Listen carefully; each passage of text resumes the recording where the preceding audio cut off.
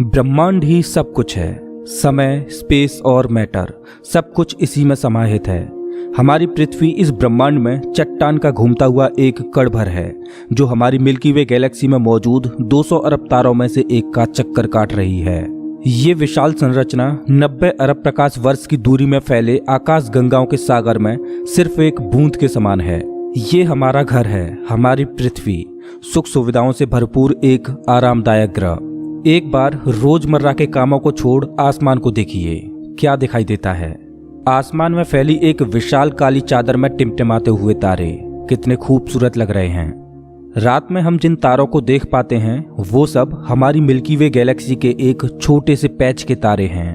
हमारी गैलेक्सी में हम यहाँ रहते हैं और रात के समय में हमें सिर्फ इस छोटी सी जगह के तारे दिखाई देते हैं। कितनी विशाल है हमारी गैलेक्सी, लेकिन क्या ब्रह्मांड के सापेक्ष में हमारी गैलेक्सी का कोई अस्तित्व है? नमस्कार दोस्तों, मैं हूं श्याम तोमर। स्वागत करता हूं आपका इस एपिसोड में, जिसमें हम ब्रह्मांड के आखिरी छोर तक का सफर करेंगे। तो अपनी सीट बेल्ट बांध लीजिए, क्योंकि हमारा ये सफर बहुत ही रोमांचक और खतरों से भरा होने वाला है। तो चलिए पृथ्वी की सतह से उड़ान भरते हैं और ब्रह्मांड के आखिरी छोर की ओर चलते हैं। जैसे जैसे हम पृथ्वी की सतह से ऊपर उठते जा रहे हैं, वैसे वैसे हमें पृथ्वी की सतह ब्लू स्फीयर की तरह दिखने लगी है। यह है इंटरनेशनल स्पेस स्टेशन, इंसानों द्वारा स्पेस में बनाई गई सबसे बड़ी चीज।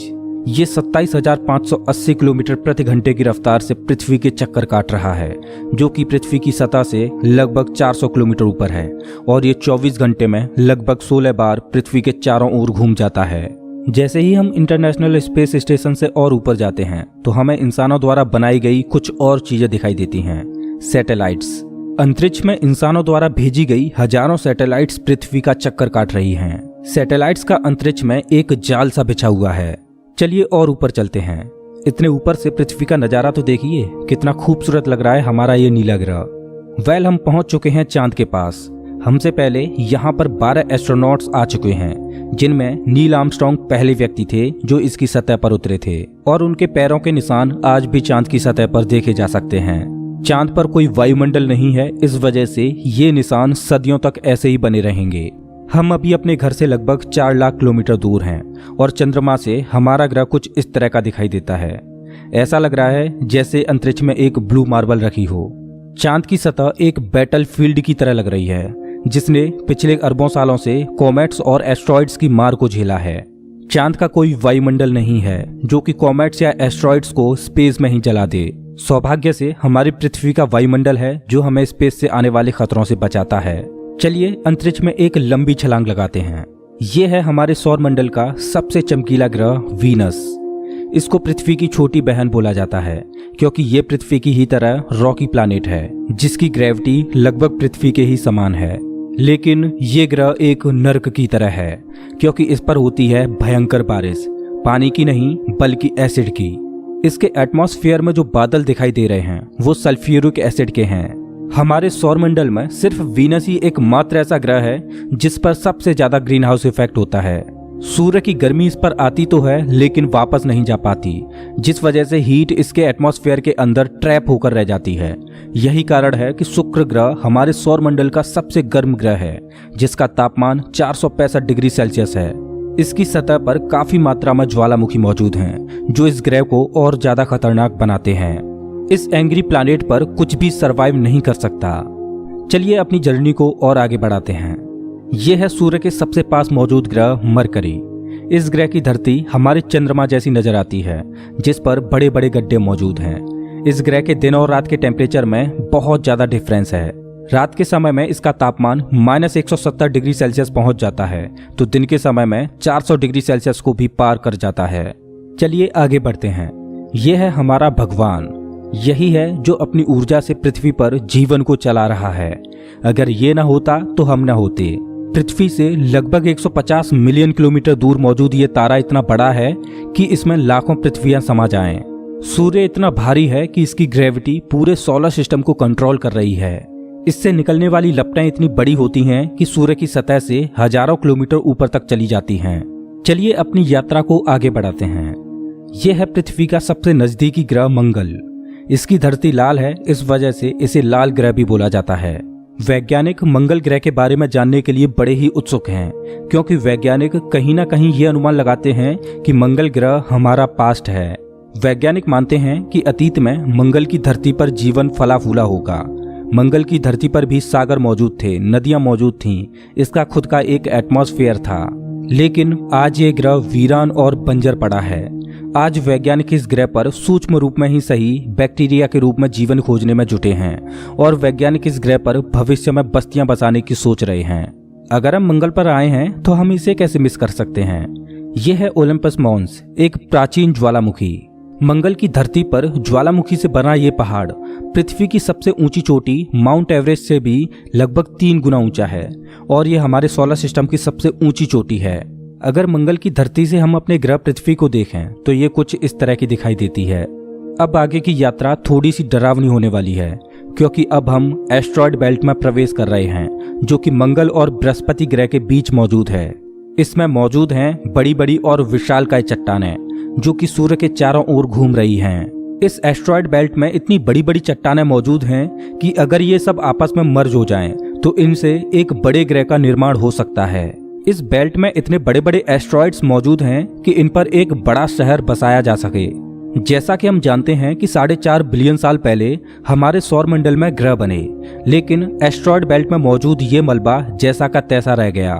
एस्ट्रॉयड बेल्ट में मौजूद मलबा एक प्लैनेट बन सकता था, लेकिन एक बड़ी शक्ति ने इस मलबे को प्लैनेट नहीं बनने दिया, और वो शक्ति थी जुपिटर। जुपिटर की हाई ग्रेविटी ने एस्ट्रॉयड बेल्ट के एस्ट्रॉयड्स को प्लैनेट नहीं बनने दिया। जुपिटर हमारे सोलर सिस्टम का सबसे बड़ा प्लैनेट है और इसके ढेर सारे चंद्रमा हैं। ये इतना बड़ा है कि हमारे सोलर सिस्टम के अन्य सभी प्लैनेट्स को मिलाकर भी इतना बड़ा ग्रह नहीं बनाया जा सकता। ये है जुपिटर का ग्रेट रेड स्पॉट। ये लाल धब्बा जुपिटर की सतह पर सदियों से चला आ रहा है। ये एक विशाल तूफान है। ये रेड स्पॉट इतना बड़ा है कि इसमें 3 पृथ्वियां आ जाएं। जुपिटर एक गैसीय प्लैनेट है, इस वजह से इसकी सतह पृथ्वी की तरह ठोस नहीं है। अगर आप जुपिटर की सतह पर उतरे तो आप इसकी सतह पर खड़े नहीं हो सकते, बल्कि सीधे इसके अंदर चले जाओगे।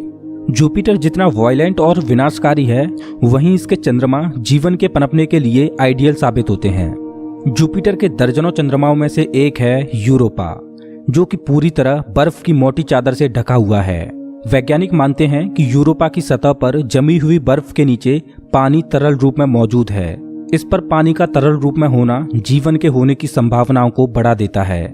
हमारे सोलर सिस्टम में बृहस्पति ग्रह के चंद्रमा यूरोपा पर वैज्ञानिक जीवन होने की प्रबल संभावनाएं जताते हैं। हमारा अगला पड़ाव है हमारे सौर मंडल का सबसे खूबसूरत प्लैनेट सैटर्न। शनि ग्रह के छल्ले इसकी सुंदरता में 4 चांद लगाते हैं, जो कि इसकी सतह से लाखों किलोमीटर ऊपर तक फैले हैं। शनि ग्रह को अपने सोलर सिस्टम का ताज माना जाता है। ये है शनि ग्रह का एक चंद्रमा टाइटन। इसका खुद का एक एटमॉस्फेयर है, इस पर हवा है, बारिश होती है, यहाँ तक कि इस पर ऋतुएं भी बदलती हैं। इस पर नदियाँ और सागर मौजूद हैं।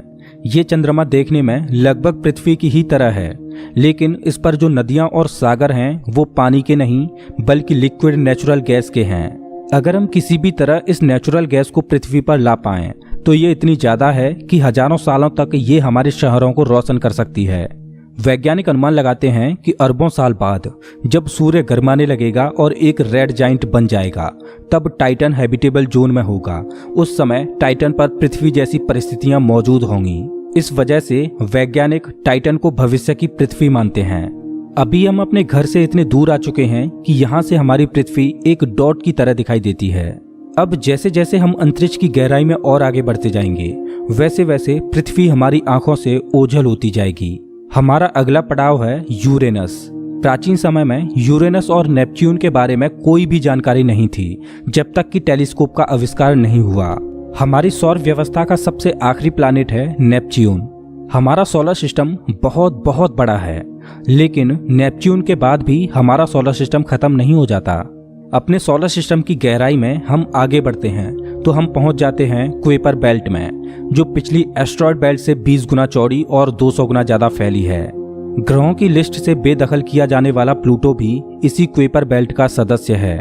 कुइपर बेल्ट में एस्ट्रॉयड बेल्ट से भी ज्यादा बड़े बड़े ऑब्जेक्ट्स मौजूद हैं, जिनकी खुद की ग्रेविटी की वजह से इनके चंद्रमा भी हैं। चलिए कुइपर बेल्ट को पार करके आगे चलते हैं। हमारी पृथ्वी से 13 बिलियन किलोमीटर दूर ये है सूर्य से सबसे दूर मौजूद ऑब्जेक्ट सेडना। ये एक बौना ग्रह है जो एक ऐसा स्पेस ऑब्जेक्ट है जो सबसे दूर सूर्य की परिक्रमा कर रहा है। इसकी खोज 2003 में हुई थी। ये सूर्य की एक परिक्रमा 10,000 सालों में पूरी कर पाता है। चलिए अब अपने सोलर सिस्टम से बाहर का रुख करते हैं। अभी हम इंटरस्टेलर स्पेस में प्रवेश कर चुके हैं। देखिए अंतरिक्ष की गहराई में ये क्या ट्रेवल कर रहा है। ओह, ये तो वॉयेजर 1 स्पेसक्राफ्ट है। यही तो इकलौता स्पेसक्राफ्ट है जो कि इंसानों द्वारा बनाई गई सबसे दूर मौजूद चीज है। ये पृथ्वी से अब तक 19 अरब किलोमीटर दूर जा चुका है। इस स्पेसक्राफ्ट ने अंतरिक्ष के काफी सवालों से पर्दा उठाया है। ये बंदूक से निकली बुलेट से भी 20 गुना तेज ट्रेवल कर रहा है। चलिए अपनी यात्रा को और आगे बढ़ाते हैं। अभी हम अपने सोलर सिस्टम की हदों से इतने दूर आ चुके हैं कि यहाँ से हमारा सूर्य एक आम तारे की तरह दिखाई दे रहा है, लेकिन इतनी दूर से भी इसकी ग्रेविटी को महसूस किया जा सकता है, क्योंकि अरबों की संख्या में यहाँ पर कॉमेट्स को देखा जा सकता है जो सूर्य की ग्रेविटी से बंधे हुए हैं। इन कॉमेट्स में इतना ज्यादा पानी है कि अगर ये सब इकट्ठे हो जाएं, तो ये पृथ्वी से भी ज्यादा बड़े और गहरे सागरों को भर दें। वैज्ञानिक मानते हैं कि पृथ्वी पर ज्यादातर पानी कॉमेट्स के द्वारा ही आया है। पेंसपर्मिया थ्योरी के अनुसार पृथ्वी पर जीवन कॉमेट्स के द्वारा ही धरती पर आया। अंतरिक्ष में तैर रही इन छोटी छोटी बर्फीली चट्टानों में जीवन सूक्ष्म रूप में बैक्टीरिया की फॉर्म में मौजूद हो सकता है। कॉमेट्स का एक विशाल बादल हमारे सौर मंडल को घेरे हुए है, जिसे ऑर्ट क्लाउड बोला जाता है। ऐसा माना जाता है कि ये ऑर्ट क्लाउड हमारे सौर मंडल की ग्रेविटी की आखिरी सीमाओं पर है। इसके बाद सूरज की ग्रेविटी कमजोर पड़ने लगती है, जिस वजह से इसके बाद सूरज का खिंचाव बहुत कम रह जाता है। अब यहाँ से आगे की यात्रा एक अननोन और रहस्यमयी स्पेस में होगी, जहाँ घुप अंधेरा है। यहाँ इतना अंधेरा है कि हम अपनी आंखों से भी कुछ भी नहीं देख पाएंगे। यहाँ देखने के लिए हमें इंफ्रारेड विजन की जरूरत पड़ेगी। हम अपनी पृथ्वी से बहुत बहुत बहुत दूर आ चुके हैं, लेकिन ब्रह्मांड के सापेक्ष में ये हमारा एक मामूली सा स्टेप है। यहाँ से हमें चारों ओर अरबों तारे दिखाई दे रहे हैं, लेकिन अभी हम सबसे नजदीकी तारामंडल की ओर बढ़ रहे हैं। ये है हमारा पड़ोसी सोलर सिस्टम। ये हमसे इतना दूर है कि हमारे सूर्य के प्रकाश को इस तारामंडल तक पहुंचने में 4.3 सालों का वक्त लगता है। इस तारामंडल का नाम है अल्फा सेंटोरी। इस तारामंडल में 3 तारों का समूह है, जिनमें अल्फा सेंटोरी ए और अल्फा सेंटोरी बी तारे आपस में बाइनरी स्टार सिस्टम के तहत जुड़े हुए हैं। इस तारामंडल में प्रॉक्सिमा सेंटोरी बी नामक ग्रह मौजूद है, जो पृथ्वी की ही तरह हैबिटेबल जोन में है और इस ग्रह पर एलियन लाइफ मौजूद हो सकती है। चलिए अपनी यात्रा को आगे बढ़ाते हैं। पृथ्वी से हम 10 प्रकाश वर्ष दूर आ चुके हैं और हमारे सामने ये एक बेबी स्टार है, जिसने अभी अपना जीवन शुरू ही किया है और इस तारामंडल में अभी ग्रहों का जन्म होना बाकी है। हो सकता है कि इस तारामंडल में किसी ऐसे ग्रह का जन्म हो जाए जो हमारी पृथ्वी की ही तरह जीवन को धारण करने योग्य हो, लेकिन अभी इसमें अरबों सालों का वक्त लगेगा। अपनी यात्रा को आगे बढ़ाते हैं। अभी हम पृथ्वी से 20 प्रकाश वर्ष दूर आ चुके हैं और अभी हम ऐसे तारामंडल से होकर गुजर रहे हैं जिसका जन्म हमारे सोलर सिस्टम के साथ ही हुआ था। इस तारे का नाम है ग्लीस 581 और इसकी सबसे बड़ी खास बात यह है कि इस तारे का चक्कर लगा रहा है एक ऐसा ग्रह जो हमारी पृथ्वी से बिल्कुल मेल खाता है और इस ग्रह पर एलियन सिविलाइजेशन होने की प्रबल संभावना है। वैसे तो हमारी मिल्की वे गैलेक्सी में अरबों तारे हैं, जिनकी यात्रा करना तो दूर, उनको पूरे जीवन काल में गिनना भी संभव नहीं है। तो चलिए अपनी यात्रा को आगे बढ़ाते हुए मिल्की वे गैलेक्सी से बाहर निकलते हैं। ये है हमारी मिल्की वे गैलेक्सी, जो अरबों तारों का घर है, जिनमें से हमारा सूर्य भी एक है। ये गैलेक्सी इतनी विशाल है कि अगर इसके एक छोर से प्रकाश ट्रेवल करे तो लाइट को भी इसके एक छोर से दूसरे छोर तक पहुंचने में 1,05,700 सालों का समय लगेगा। लेकिन ब्रह्मांड में मौजूद बड़ी बड़ी विशालकाय गैलेक्सियों के सामने हमारी गैलेक्सी कुछ भी नहीं। यूनिवर्स में मिल्की वे से भी कई गुना बड़ी गैलेक्सियां मौजूद हैं। तो चलिए अपने सोलर सिस्टम और अपनी गैलेक्सी को पीछे छोड़ते हुए इंटर गैलेक्टिक स्पेस में प्रवेश करते हैं। इंटर गैलेक्टिक स्पेस में प्रवेश करके हमें दूर दूर तक अरबों गैलेक्सियां दिखाई दे रही हैं, लेकिन ये सभी गैलेक्सियां झुंड में हैं और ये है हमारी गैलेक्सियों का झुंड, जिसमें हमारी गैलेक्सी मिल्की वे और अन्य पड़ोसी गैलेक्सियां मौजूद हैं। गैलेक्सियों के इस छोटे से झुंड को लोकल ग्रुप बोला जाता है। गैलेक्सियों का ये लोकल ग्रुप 10 मिलियन प्रकाश वर्ष में फैला हुआ है। जैसे जैसे हम अपनी यात्रा को आगे बढ़ाते जा रहे हैं वैसे वैसे हमें अन्य गैलेक्सियों के झुंड दिखाई देते जा रहे हैं और उनमें भी हमारे लोकल ग्रुप की तरह गैलेक्सियां मौजूद हैं। गैलेक्सियों के कई लोकल ग्रुप्स को मिलाकर एक सुपर क्लस्टर बनता है। अभी हमारे सामने जो मौजूद है वो है वर्गो सुपर क्लस्टर। इसी वर्गो सुपर क्लस्टर में हमारी गैलेक्सियों का लोकल ग्रुप भी शामिल है और हमारी गैलेक्सियों का लोकल ग्रुप इस छोटे से पैच में है। अभी हम अपने घर से इतने दूर आ चुके हैं कि यहाँ से हम अपने सूर्य को तो छोड़ो, यहाँ तक कि अपनी गैलेक्सी को भी छोड़ो, हमारी गैलेक्सियों का लोकल ग्रुप ही एक छोटे से पैच के समान दिखाई दे रहा है। कितना विशाल है ना वर्गो सुपर क्लस्टर। इस वर्गो सुपर क्लस्टर में 100 से ज्यादा गैलेक्सियों के लोकल ग्रुप शामिल हैं और ये 110 मिलियन प्रकाश वर्ष में फैला हुआ है। चलिए अपनी यात्रा को और आगे बढ़ाते हैं। अरे ये क्या, जैसे जैसे हम आगे बढ़ते जा रहे हैं वैसे वैसे हमें वर्गो सुपर क्लस्टर जैसे अनगिनत सुपर क्लस्टर्स दिखाई दे रहे हैं। इस सुपर क्लस्टर्स के समूह को नाम दिया गया है लेनिया सुपर क्लस्टर और हमारा वर्गो सुपर क्लस्टर यहाँ पर है एक छोटे से पैच के समान, जिसमें हमारी गैलेक्सियों का लोकल ग्रुप एक डॉट की तरह भी दिखाई नहीं दे रहा। ये लेनिया सुपर क्लस्टर 520 मिलियन प्रकाश वर्ष में फैला हुआ है, जिसमें लाखों वर्गो सुपर क्लस्टर्स जैसे सुपर क्लस्टर्स मौजूद हैं। चलिए अपनी यात्रा को और आगे बढ़ाते हैं। जैसे जैसे हम आगे बढ़ते जा रहे हैं वैसे वैसे लेनिया सुपर क्लस्टर भी छोटा होता जा रहा है और इतनी दूर से देखने पर लेनिया सुपर क्लस्टर भी एक छोटे से पैच की तरह दिखाई दे रहा है। ओह माय गॉड, मेरा तो दिमाग ही घूम गया। खैर अपनी यात्रा को और आगे बढ़ाते हैं। यह है हमारा ऑब्जर्वेबल यूनिवर्स, जिसमें हमारा लेनिया सुपर क्लस्टर एक छोटे से डॉट की तरह मौजूद है। लेकिन क्या यहीं हमारी यात्रा खत्म हो जाती है? क्या इतना ही बड़ा है ब्रह्मांड? वेल, जैसा कि मैंने अभी बोला, ये है ऑब्जर्वेबल यूनिवर्स यानी ज्ञात ब्रह्मांड। ब्रह्मांड के बारे में हम जो भी जानते हैं वो केवल यहीं तक जानते हैं। हो सकता है कि ब्रह्मांड का विस्तार आगे भी हो जो अनंत तक चलता जा रहा हो, लेकिन वहां से हम तक कोई प्रकाश ही नहीं पहुंच पा रहा हो जिससे हमें ऑब्जर्वेबल यूनिवर्स के बाहर का भी पता चल सके। वैज्ञानिक ये भी अनुमान लगाते हैं कि हो सकता है कि हमारे यूनिवर्स जैसे असंख्य यूनिवर्स और मौजूद हो सकते हैं जिनमें हमारा ये ब्रह्मांड एक विशाल सागर में एक छोटी सी बूंद के समान हो। खैर, मल्टीवर्स यानी एक से ज्यादा ब्रह्मांडों का अस्तित्व है कि नहीं ये कोई नहीं जानता और ना ही हमारे पास मल्टीवर्स यानी महाब्रह्मांड के कोई सबूत हैं। लेकिन ये तो तय है कि ऑब्जर्वेबल यूनिवर्स ही ब्रह्मांड का अंत नहीं हो सकता। इसके बाहर भी कुछ न कुछ मौजूद है जिसका हमें कोई भी ज्ञान नहीं। लेकिन वो क्या हो सकता है?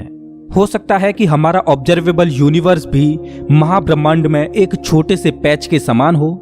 वेल दोस्तों, आपकी ब्रह्मांड के आखिरी छोर तक की यात्रा कैसी रही प्लीज कमेंट बॉक्स में जरूर बताएं। अगर आपको ये वीडियो पसंद आया हो तो इसे लाइक करें और ऐसे ही मजेदार वीडियोज के लिए चैनल को सब्सक्राइब करें, साथ ही बेल आइकॉन दबाएं।